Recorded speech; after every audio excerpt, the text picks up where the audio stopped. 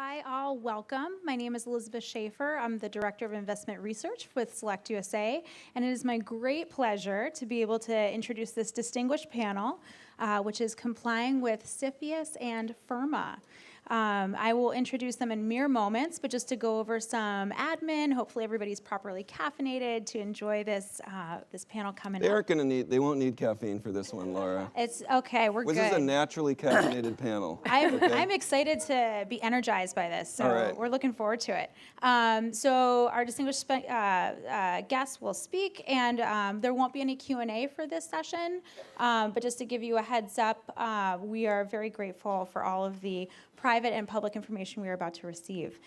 So if it's okay, I will go in order in introducing our distinguished guests. So our moderator, our MC today, is General Counsel of the U.S. Department of Commerce, Peter Davidson. He brings a plethora of experience in, every version of public service that you can basically have.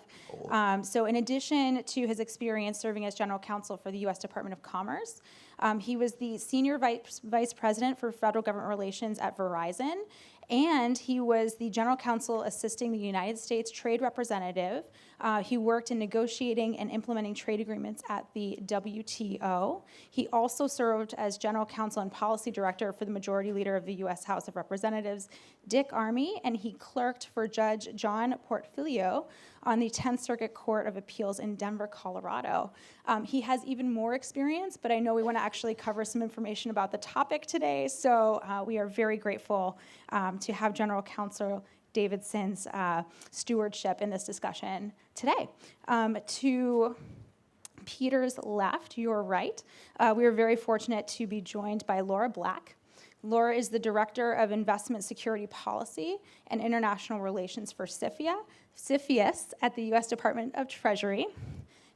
Her responsibilities there include leading the rulemaking process to implement the Foreign Investment Risk Review Modernization Act of 2018 and spearheading international engagement on investment security issues.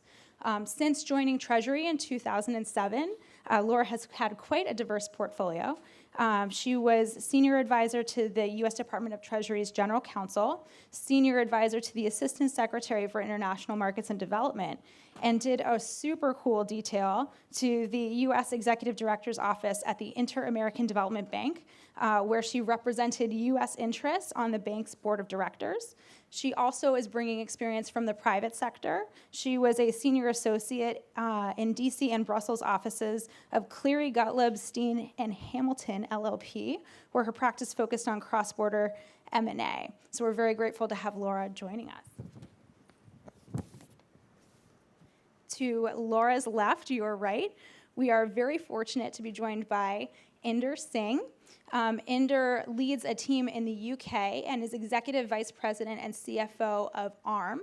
For those not familiar with ARM, it's a foundational technology company that produces a suite of products, everything from microprocessors to IoT. I mean, the scope of stuff that ARM provides is mind-boggling. I encourage you to check out the website if you are curious. Prior to joining ARM, Inder served as CFO for Unisys. He helped accelerate organic growth and profitability, but while also leading strategy and M&A functions there. And he also served in an advisory role on projects for the U.S. Department of Homeland Security for 15 years, providing them with insights on current and future technologies in the context of M&A. And Inder, I have to confess, I have a fun fact on you that I kind of snuck in there. So he grew up on 4 continents speaking 5 languages. Oh my gosh. So Inder, we can thank you in many languages. So thank you for joining us today. And finally, to Inder's left, your right, is Kevin Wolf.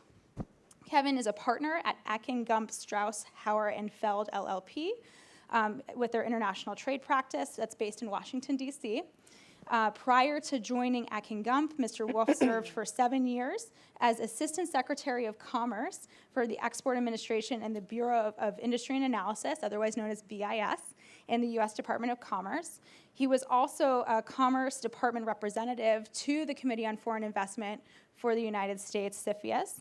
And his active participation in CFIUS decision-making processes included reviewing over 1,000 CFIUS filings and being a key participant in the committee's resolution of national security risks associated with more complex cases. So, as a numbers person, I think we've got more than 1,000 cases, more than 5 languages, and between the two of these guys, I don't know how many years of public service. So we're really grateful for all of your expertise that you're willing to share today, and I very happily turn it over to our distinguished moderator, General Counsel Davidson. Great. Liz, thank you very much. It's a great introduction. Thank you. And I also want to thank Liz for pulling this panel together. She did a lot of work on the logistics of getting this together, so terrific job, Liz. So we got a great panel, as you can see, and I want to keep this kind of lively and moving. I am really excited about CFIUS, and I think you will find the rest of the panelists are as well. It is a very interesting time to be working on CFIUS issues, and we've been talking about preparing for this panel. We have kind of the advances in technology, and we have advances in terms of interactions between companies of all nations going on at the same time as we're dealing with national security and new and advancing national security threats as well.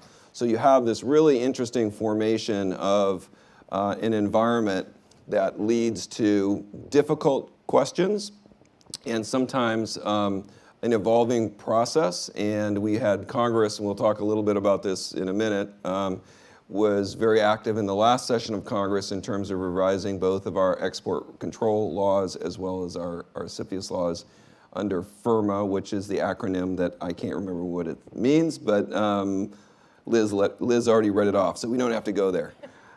So let me do this, because I know that in the audience here, okay, on a scale of 1 to 10, how many of you think that you are, and the 10 being like the most knowledgeable expert in the world, how many of you think you are 1 to 5? Raise your hand. 1 to 5 in terms of knowledge of CFIUS. So if you're like me, you're 1 to 5. Okay. I'm not an expert. All right. So how many of you would say that you're 5 to 10 in terms of knowledge of the CFIUS process? Okay. So it's a mix. So that'll help us dial a little bit about where we're going to go in terms of how weedy we get on some of the topics. So what I'm going to do, so that I can learn something to start with, I'm going to ask Laura to give us a little bit of a CFIUS 101, so we can all start from kind of the same foundation, and then we'll get weedier as the panel goes on. So Laura, would you do that for us, please? Great, sure. Thanks. I'm very happy to be here. I want to start out first by underscoring the importance of foreign direct investment to the United States. As of the end of last year, the stock of foreign direct investment stood at a healthy $8.6 trillion. Numerous studies have shown the benefits of this investment with respect to innovation, job growth, and economic growth. So while the United States strongly supports and welcomes foreign investment, we also recognize that not all foreign investment is benign, and that's where CFIUS steps in.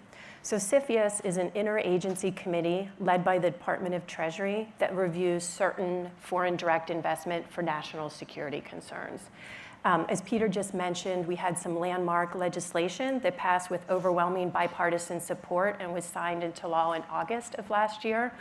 It's the Foreign Investment Risk Review Modernization Act, or FIRRMA. That's it, yeah. Yes. So CFIUS has been in existence for over 3 decades, and this is the first expansion of our jurisdiction during that time. And I think later we'll talk about the reasons for some of that expansion. But I wanted to first mention a few key elements of CFIUS that will not change under the legislation. First, CFIUS is focused exclusively on national security and not broader economic or foreign policy issues. CFIUS reviews are robust and analytically rigorous and made on a case-by-case basis. So for each transaction, we look at the particular acquirer and the particular U.S. business to try to determine if there's a risk.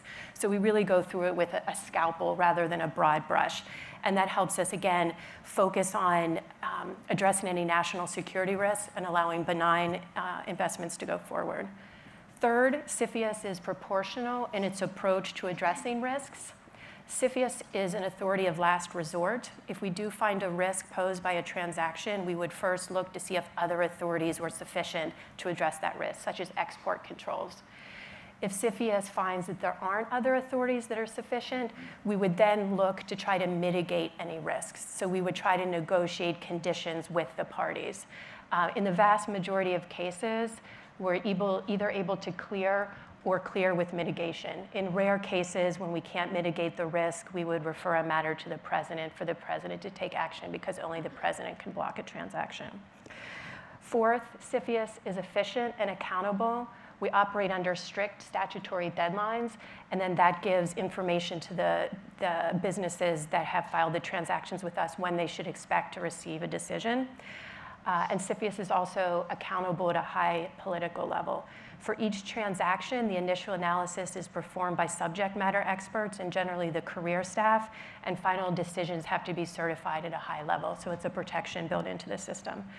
And then finally, CFIUS is confidential, subject to very limited exceptions. So any business confidential information or even the existence of a transaction is kept confidential under criminal penalties.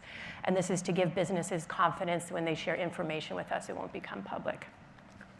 So those are a few of the elements of CFIUS that won't change.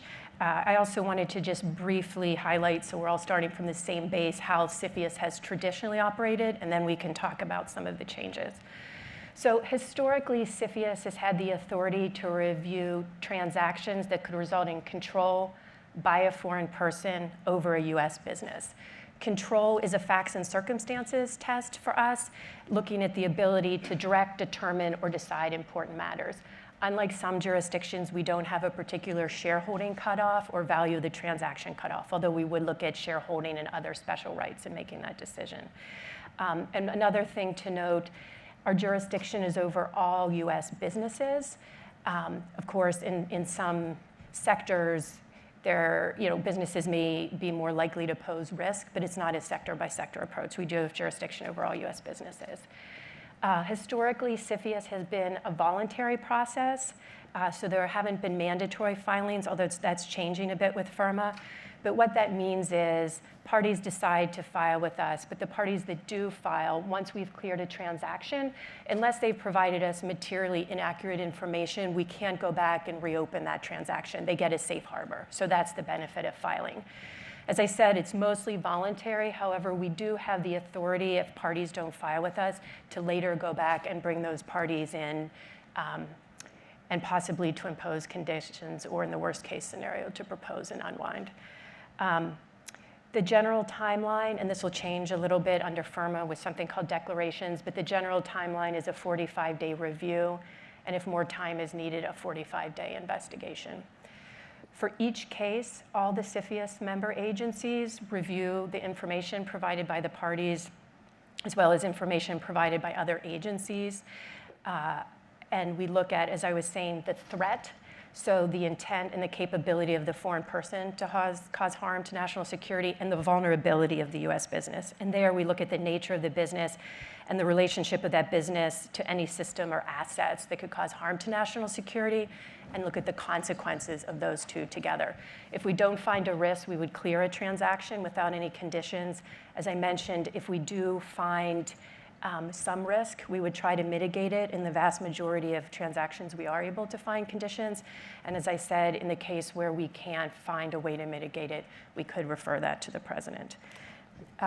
So that was a brief overview of the process. That was a great overview. We'll turn it over to Yeah, very good. And I should also mention that I help coordinate the CFIUS activities within the Department of Commerce as well. So I can attest to what Laura says about the thoroughness of the review at multiple layers. So it's a very labor-intensive process, fact-specific process, and people take it extremely seriously. I spend a good part of my time dealing on CFIUS issues at the Department of Commerce. So Laura mentioned FIRRMA and some of the changes that we're going to be seeing to the way CFIUS has operated in the past. So I'm going to ask Kevin if you would just walk us through some of the major changes that Congress enacted and the President signed in FIRRMA. Sure. And first, by the way, thank you for having me back. It's terrific to be helping the Commerce Department mission and SelectUSA again. Can never leave. Excuse me? You can I can never leave. No, this is a terrific opportunity, and everything that was just said in terms of encouraging foreign direct investment with conferences like this and through CFIUS. And a shout out to one of my former colleagues from BIS, Stephen Hall. Thanks for being here.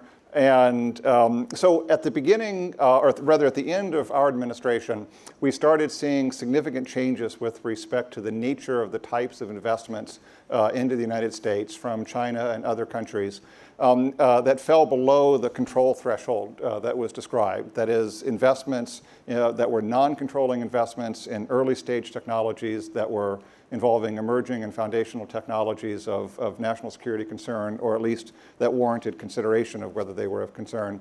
And also transactions involving certain types of real estate near sensitive military facilities that wouldn't necessarily have been caught by the structure of CFIUS. The traditional CFIUS, again, is foreign person, an investment that's controlling in a US business. And if it wasn't a controlling investment, the CFIUS would not have had jurisdiction over it. So on an extremely bipartisan, indeed nonpartisan basis, at the beginning of 2017, Senators Cornyn and Feinstein, Texas and California, began to work together on an early version of a bill that would expand the authority of CFIUS in order to give it more visibility and more jurisdiction into non-controlling investments in technologies of concern and other types of investments of concern. And in the late fall of 2017, FIRRMA, the Foreign Investment Risk Review Modernization Act, which had as elements of it the ability to give CFIUS jurisdiction over investments, or rather acquisitions of real estate in the US that might be near sensitive military facilities or other government facilities that might not have been caught by existing CFIUS, and for non-controlling investments that involved sensitive technologies or companies involved in technologies that were either export controlled or that were not export controlled that perhaps should be. Transactions that involved situations where there would be a release of sensitive personal data of US persons that could be used by foreign adversaries for compromising purposes, and non-controlling investments into critical infrastructure, a broad concept that could be read to include, for example, airports and highways and telecommunications and internet and other types of infrastructure. In the bill that was introduced, there was also an element of it that would have given CFIUS jurisdiction over outbound investments, not just inbound investments, but rather investments by US companies such as a joint venture in China. The underlying concern being that as a result of such joint venture, there might be uncontrolled technology that was not subject to export control regulations for the transfer, but nonetheless was sensitive or could be used for sensitive applications and for which the government should have visibility into. And through a very active, very robust hearing process and give and take within the administration and between the House and the Senate, eventually that part of FIRRMA was removed from the original legislation, and it was moved over into what became a new export control bill, the Export Control Reform Act. And so think of export controls as the rules that govern the transfer of technology and software and hardware out of the US, moving in one direction, and then CFIUS and FIRRMA as the rules that govern investments into the US that might result in such transfers or other activities of national security concern, as was well described. And so in August of last year, both bills became law. The Export Control Reform Act, which created a formal regular order process for the Bureau of Industry and Security at the Commerce Department to lead an effort to identify emerging and foundational technologies of concern that were not now controlled for export but should be. And these are technologies that Commerce has later identified involving broad categories that are under current investigation, such as that dealing with artificial intelligence or robotics or quantum computing or additive manufacturing and nanotechnology and about 20 or so other areas. And at the same time, then giving permanent authorization to the Commerce Department to regulate the export of technologies and items generally for national security and foreign policy purposes. And then what the statute did, what FIRRMA did when it became law in August of last year, is it gave the Treasury Department the authority to implement pilot programs which would be the early implementation of having a process in place to require mandatory, remember historically it was voluntary, mandatory filings of companies engaged, foreign companies engaged in non-controlling investments in U.S. businesses in certain sectors, and then require the Treasury Department to lead an effort to come up with regulations to implement new controls with respect to investments pertaining to, again, sensitive personal data and real estate and non-controlling investments in critical infrastructure. And so it didn't, when it passed, actually require any of these changes, but it gave authority and a mandate to Treasury to lead an effort to publish those regulations.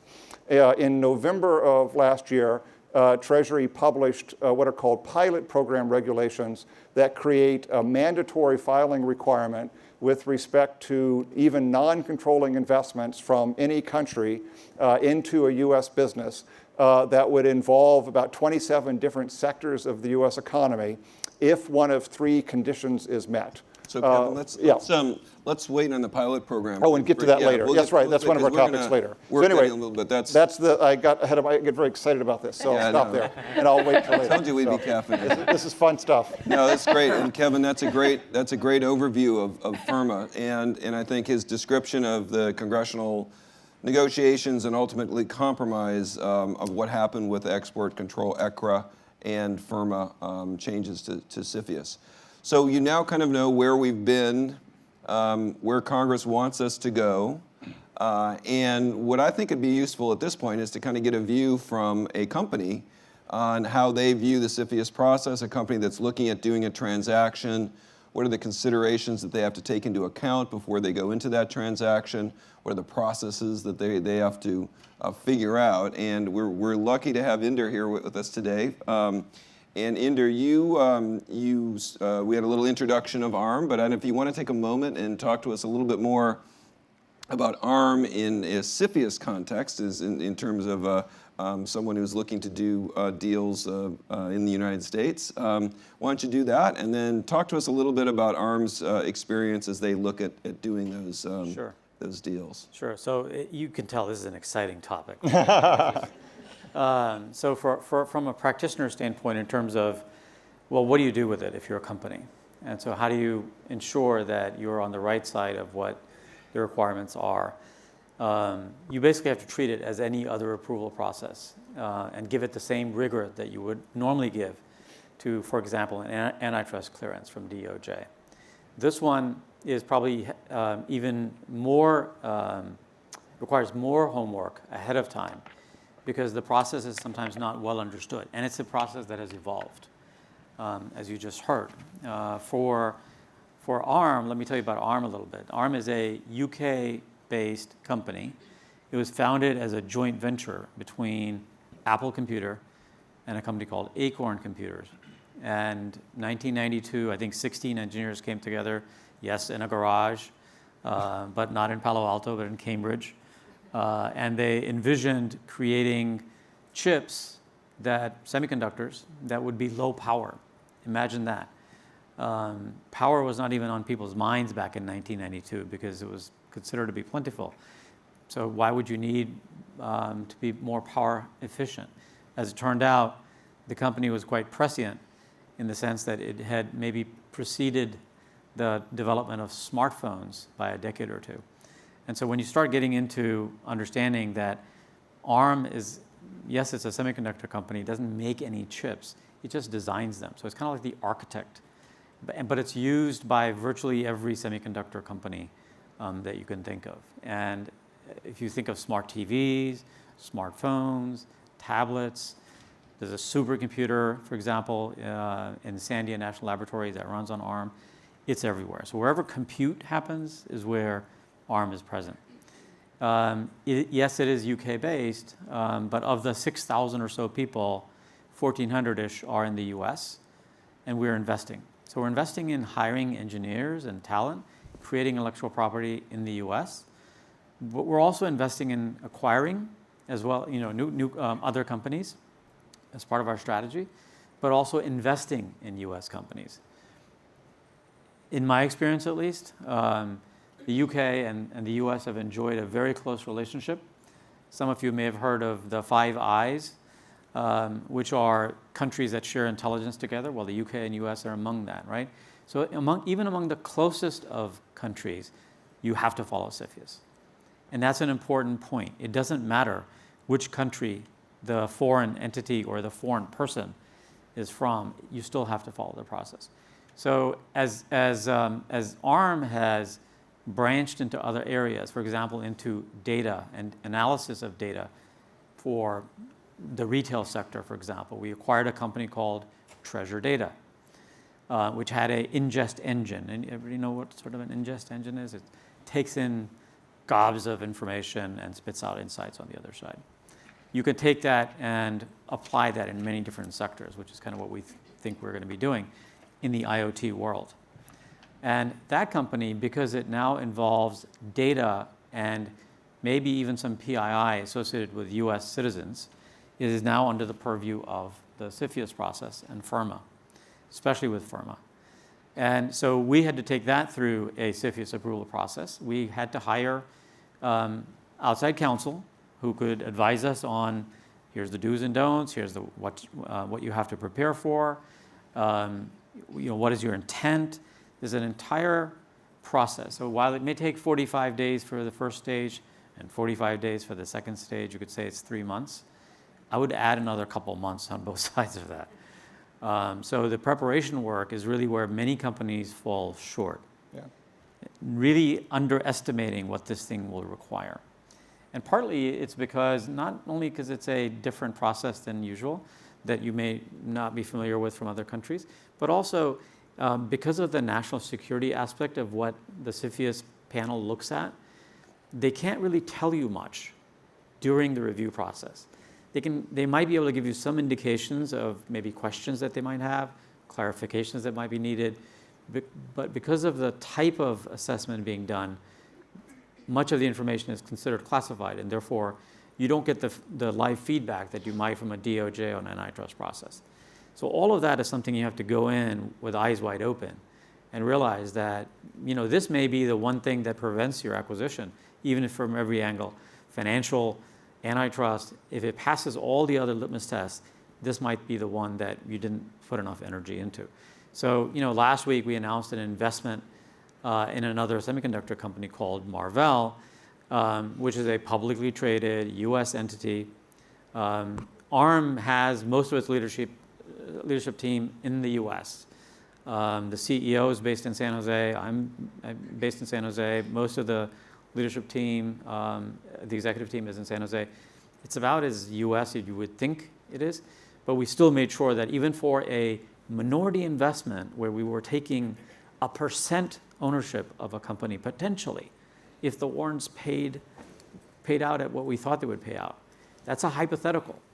Even then, we wanted to make sure that we followed the process, and just to make sure that we weren't surprised on the other side. I think Laura said this.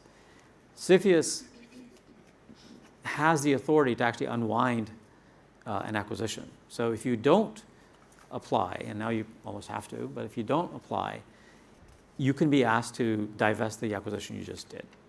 So better to be on the safe side than on the sorry side of it. I've had experience with CFIUS in its prior instantiations in other companies, and also working from the inside of advising Homeland Security on some things. These are career professionals. They're not politically motivated. These are folks that have done it through Democratic and GOP administrations and then some again. So these are folks who look at this in a very serious fashion.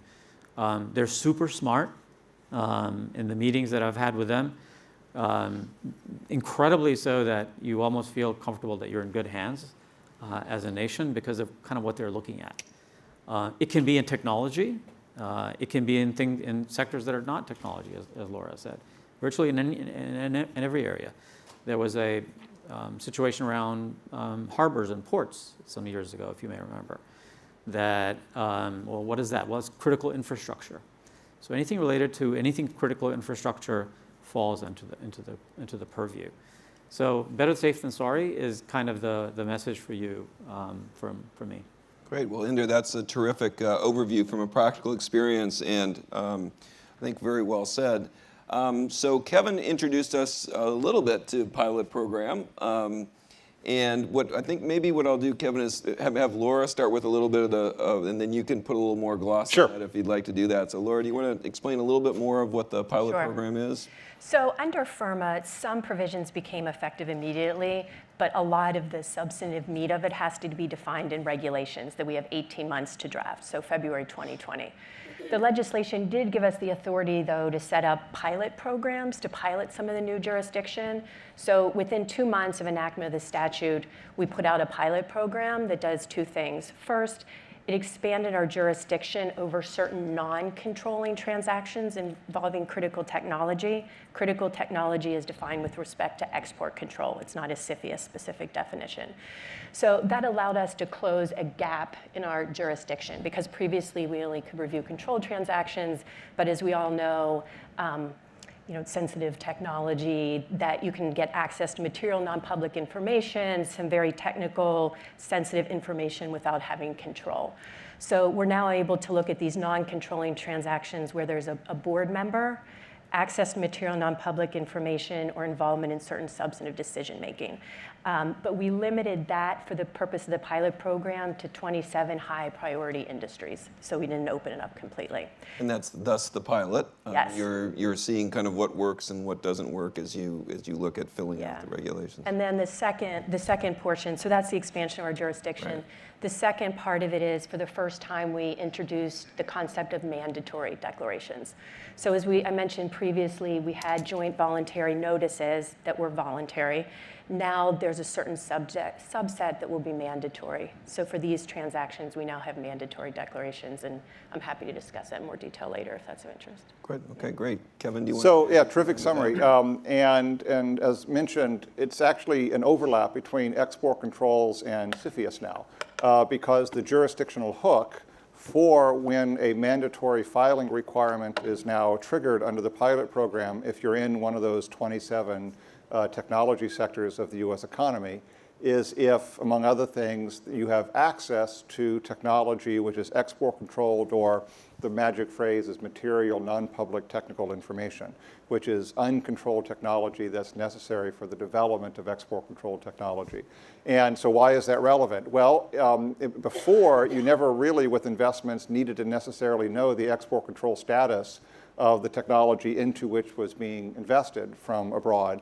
And now, in order to know whether you have a mandatory filing requirement before you engage in any non-controlling investment in the U.S., the export control status of the underlying information that's in the U.S. company is now needed. And the definition of what that is, again, tracks with the export control rules, which, as they are expanded to include emerging and foundational technologies through a regular order process, will not only expand the authority of U.S. export controls over those technologies, but also the jurisdiction of CFIUS into investments involving those technologies. And so that's just sort of a general commentary now about how the two sets of laws, export controls and foreign direct investment rules, are now very much overlapping and working together with one another, even more so than they used to. Great. That's a great summary, and it leads, I think, into the regulatory process. So where we're ongoing right now, Laura mentioned, was it February 2020, you said, was the deadline for doing the full regulatory scheme. I know they're busily working on this. We have some folks helping with that, so I know how hard they're working. Why don't you talk to us a little bit about timing and where you are in terms of the regulatory process? Sure. So Treasury has been leading a very robust interagency process, drawing on subject matter experts from all the agencies to produce the regulations. As I mentioned before, Congress provided us the contours of the new authority, and as Kevin mentioned, there's some key terms that still need to be defined: sensitive personal data, a subset of critical infrastructure that will be subject to this new non-controlling jurisdiction, the definition of sensitive government facility for the real estate prong.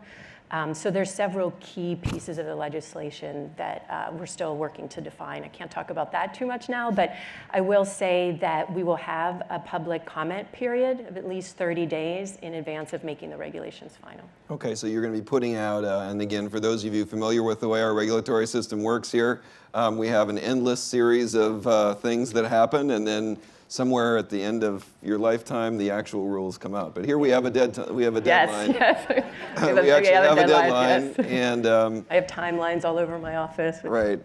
So I'm actually an administrative law attorney, so I shouldn't make fun of it.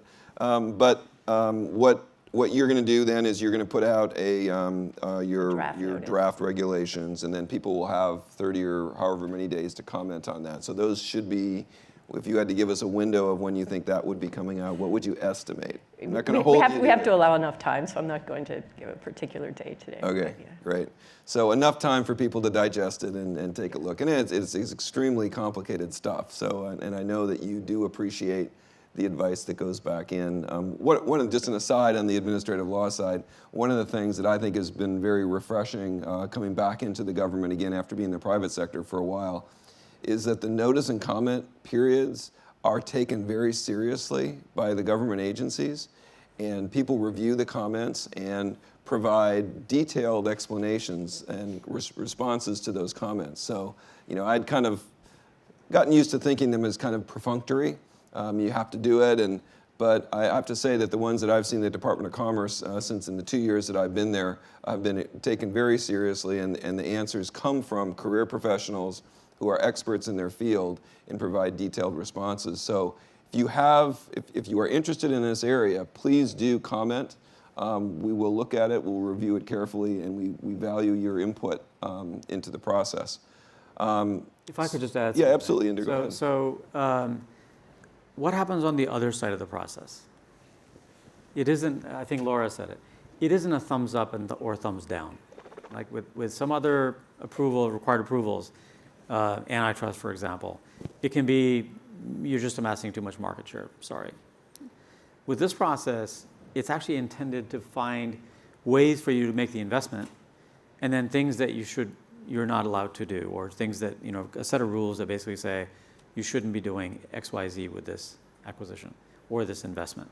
So there's a caseworker that is assigned. There's an officer that works with you. There's a letter you might get, which is an agreement. That you will operate this investment or this acquisition in the following way. And it could be related to the governance of that entity, or it could be related to who can make decisions for further investment of R&D. It can be related to even a spin out of a piece of the business that may be considered a critical infrastructure area where perhaps a different governance scheme has to be put in. So in my experience, all of those scenarios have happened. Up to and including a special board being appointed for a part of the business that's being acquired that is chaired by U.S. citizens and so on. So just to protect the integrity of the work and the technology being developed in those areas. It isn't no, you can't do the acquisition at all. So that's one. The other one is, I think around real estate, which you mentioned. It's not just acquiring real estate, it's leasing real estate as well. So you need to sort of factor that into your equation. And I don't know what the final rules will be, and Laura will tell us if and when she's ready with the integration of FIRRMA and CFIUS. But it can even be very subtle things like that you've gotten control of a property adjacent to a critical site in the United States, and you might not be allowed to do that, or you might have some controls put on who can use that piece of property, either owned or leased.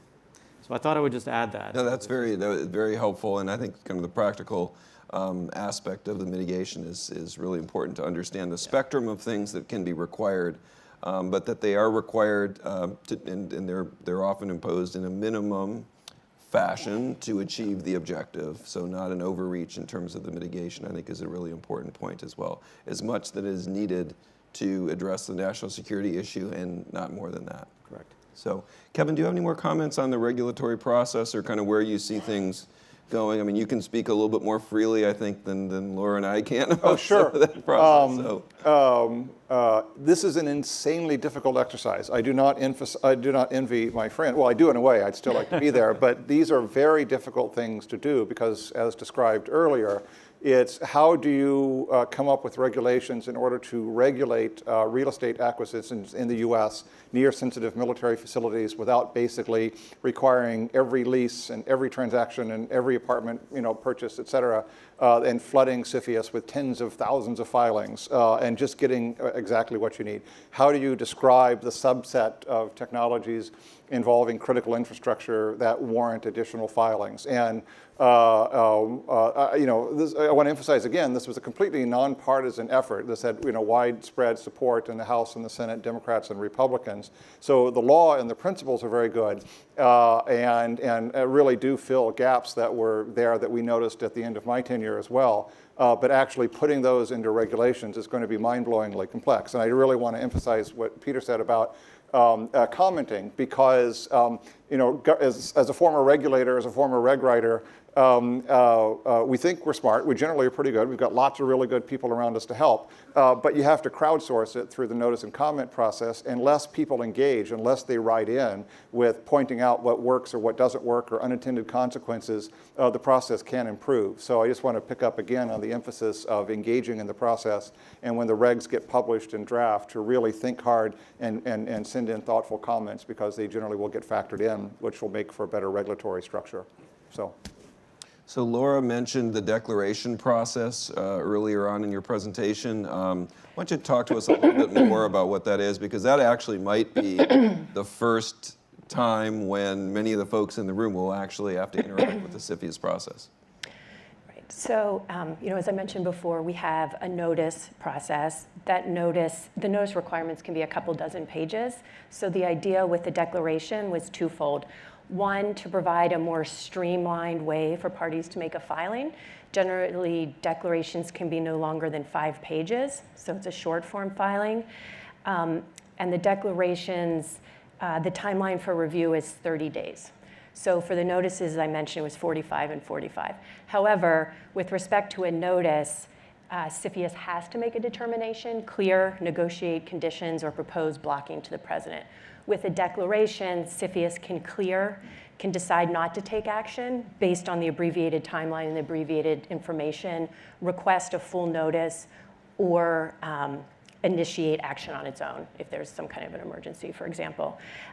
So there is this other process. We've designed for the first time a fillable PDF form to try to make it easier, particularly for smaller businesses, to make a filing through the declaration.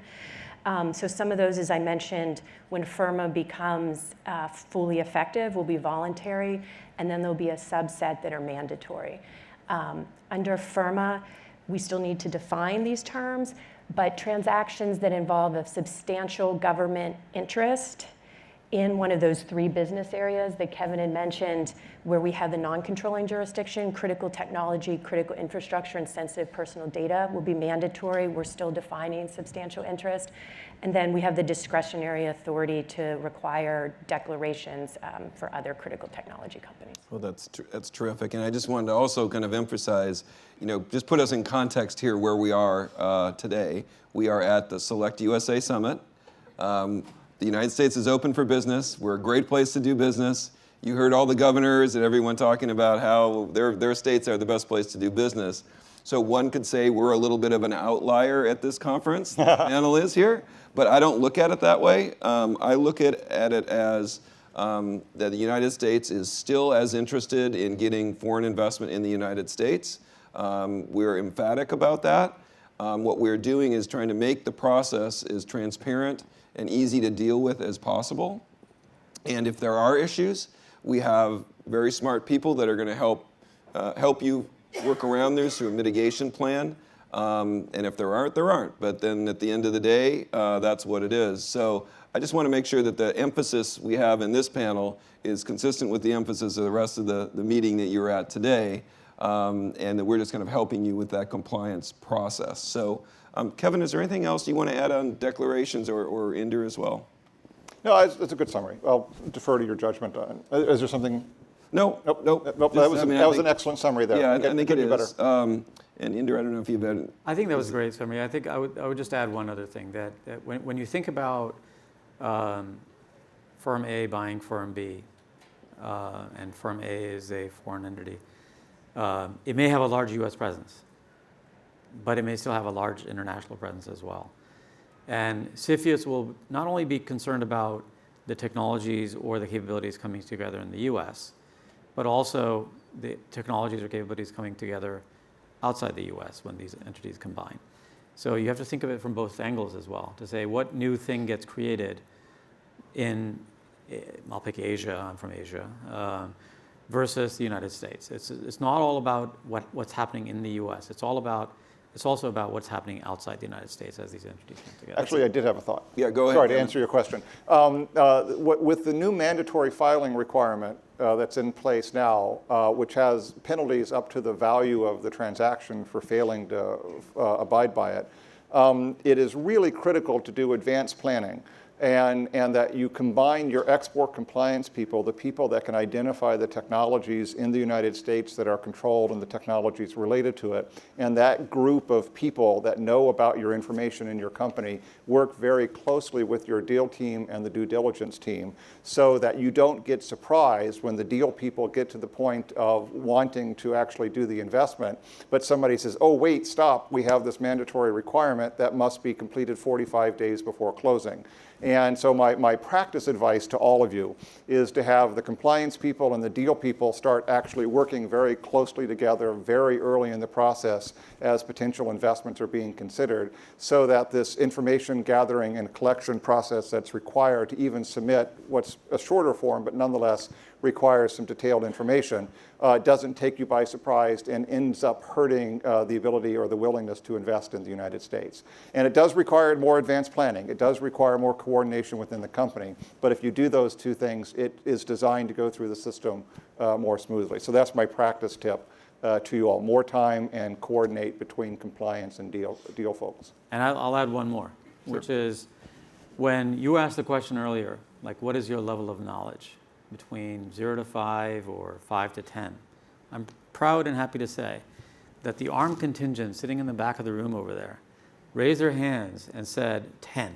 So that is success when everybody on your team, deal team or otherwise, communications, government affairs, everybody needs to understand this process. And so it's an education. Our general counsel is very, very much on top of the compliance side of things. Our M&A leader and our general counsel work hand in hand. And so that's the level of I'll call it execution that you want to be able to get to on this process, and just as you would on any other approval. I think those are two great comments there, kind of back to back about, don't just, wish something is going to go away. Don't think, oh, well, I can deal with that later or whatever. It's a very good area to be very proactive and get the people at the beginning of the process when you're doing your deal risk assessment. It's something you need to consider. And as FIRRMA, gets out, the regulations get out, there will be more information upon which you can base decisions about whether to do a deal or not do a deal, kind of based on CFIUS FIRRMA concerns. So Inder raised the international component here a little bit. I want to go back to that just for a minute too, because the United States is not an island. We deal with a lot of different countries, and in the United States, companies doing business abroad also deal with CFIUS-like regimes in other countries. So Laura, I'm going to ask you to start a little bit and talk a little bit about kind of what are other regimes around the world, and is there international cooperation on how to deal with these kind of national security / investment issues? Sure. So CFIUS has always cooperated with our allies, but since FIRRMA, we've been building our capacity. I now have dedicated staff to work on international cooperation, and this is in recognition of transnational risks, particularly with integrated supply chains, and as we're seeing technology develop, we found that it's more important now than ever to coordinate with our allies, and we have some increased authority under FIRRMA to do that. So we've been working both bilaterally and multilaterally, and have been really happy with the response. So for example, last year, the United States helped set up a G7 working group on investment security under the French presidency. We've been working closely with the EU Commission as well as Japan on trilateral cooperation, and the EU Commission even set up a workshop for us to talk to EU member states about investment security. That was in around the time of the passage of an EU regulation on investment screening, which the United States strongly supported. So it's been getting a lot of attention. Several countries are either strengthening their systems, and in some cases, countries are looking to set up an investment screening mechanism for the first time, and we've been providing advice there. But I think it's publicly known that some of the countries that are either strengthening or thinking about it include Japan, Germany, France, UK, New Zealand, some other European countries. So I think there's a growing recognition that we need to work together. But on the other hand, just to reiterate the point you made earlier, when we're meeting with these other countries, we're always talking about how do you protect national security without deterring inward foreign investment. And as I said before, CFIUS has been around for 3 decades. We have a healthy stock of FDI. We want to keep it that way, but we need to address national security risks. So I think that's something that's at the forefront of a lot of countries' minds as they're determining the next steps. Great. And Kevin or Inder, do you want to add anything on the international cooperation? No, that was international efforts. That was well said. Okay, yeah, I've been doing quite a bit of work, not necessarily only in the CFIUS context, but I spend a lot of time in digital economy issues, traveling around the world and speaking to colleagues in government agencies, and particularly in the European Commission and in the Japanese as well. And there's a lot of emphasis on this right now. It is interesting, and this is a longer speech, but I usually give this about the Commerce Department. A little infomercial here, if I can take my prerogative as moderator. Commerce Department, and Kevin's going to back me up on this one, is a very interesting place because 10 years ago, I would have said, or 15 years ago, I would have said it was kind of an eclectic mix of bureaus that had something to do with business. And today, well, it still is something to do with business. We have 5 or 6 bureaus, and I think the other 7 would be mad at me for not including them, that all deal with digital economy issues. So we have intellectual property at PTO, we've got satellites and technology at NOAA, we've got NIST for standards, technology, and issues. We have NTIA that deals with spectrum, privacy policy, and other types of things. BIS that deals with these issues. ITA and BIS that deal with CFIUS and these kind of issues. So we have a national security and digital economy kind of focus, and we have a place that does a lot of good policy making. So we have good people working on all these issues, coming at it from slightly different angles. So our partnership with Treasury is terrific. They're a wonderful group of folks in terms of I've been dealing on the taxation, the digital taxation over in Europe, where there's a little epidemic going on right now that we're trying to address. But they're great partners on all of those issues. So the interagency working group that I've been seeing on CFIUS works extremely well, multi-layered, extremely professional, the way you would like to have it designed. So you have the experts providing the first cut on all the facts and information, and it moves up the chain to the next level, and then assistant secretary level. Then it goes to deputies, and then ultimately to the president if there needs to be. So it is a 4 or 5 level exercise that is very professionally done. I want to ask the panelists if they have anything else. We have a little bit of a Ferris Bueller moment, I think, with my clock here. I got some extra moments, but thank you very much. It ran backwards for a while, but that's good. That's all good. Let me just ask the panelists if they have anything else they would like to throw into the mix here. I'll start. I think that in my 15 years of watching this process, both from a part of it, being a part of it in some ways, and then being a user of the process and following the process in terms of seeking approvals, what I've seen is that it has improved in a number of different ways. First of all, it's become clearer around what's included and what's not included. That's one. I think FIRRMA helped a lot. I think that every 10 years or so, I think there's a sort of a change made to it. The second thing is I think the transparency is getting better, partly because of the people understanding the process, because that's really part of transparency. Is if you understand the process, then it's transparent to you. But also, I think the agencies that are involved in it are trying to do a great job of actually telling you, here are our concerns, here's how you can mitigate them, this is what you can expect from us, this is what we expect from you. And the consequences are clear. So I think that companies are getting more prepared. There's also much more advice available from people that have been either in the process of managing CFIUS or involved in some of the decision making or involved in some of even the analysis, that they're out there for you to consult with. And so they're available to you as resources. We use them at ARM because it's just good hygiene from my standpoint to make sure that we haven't missed something, because it does change. And I do think that, you know, the spirit of it is the same as with any other country, whether it's the EU, the Netherlands, India, China. Each country has something. They may not make it as explicit as the US makes it for you, but this is about making sure that you do invest in the country, but that you understand that there's some things that you might have to watch how you do, and some things that you may not quite be permitted to do that you anticipated. So I think the CFIUS panel tries to make it no surprises, but you can be surprised if you're not familiar with it. And you can wake up one day and realize, oops, I should have filed, I just lost 45 days or something like that. So if you're prepared, that's a great starting point. Yeah. And as transparent as it is and baked into the process is the ability to have informal discussions. In fact, in the regulations, it says come in and talk to Treasury in advance of a filing to work through any issues. At the end of the day, remember, however, it is a confidential process known only to you and to the committee.